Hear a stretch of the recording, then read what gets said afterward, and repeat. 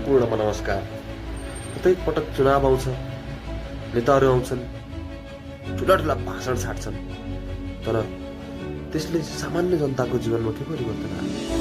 एकचोटि सोध्नुहोस्, आउँदै हुनुहुन्छ फेरि फागुन 21मा, तपाईँको घर घरमा आउँदै हुनुहुन्छ। त्यो आउने केवल चुनावका लागि मात्रै हो, अरू बेला आउनुहुन्न।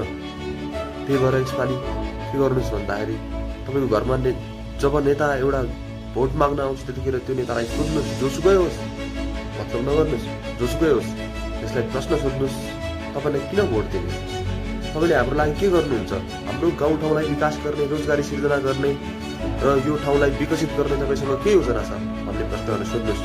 यो प्रश्न केवल कुनै एउटा गाउँको मात्रै होइन, यो प्रश्न नेपालका प्रत्येक ठाउँको, नेपालका प्रत्येक ठाउँ, प्रत्येक प्रदेश, प्रत्येक जिल्लाको समस्या हो।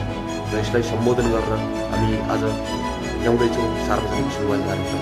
र यस्तै सार्वजनिक सुनवाई कार्यक्रमद्वारा देशका विभिन्न समस्याहरू, विभिन्न सामाजिक समस्याहरू लगायत विषयहरूमा प्रश्न उठाउन हामी अगाडि बढ्नेछौँ भन्दै बिदा हुन चाहन्छु। धन्यवाद।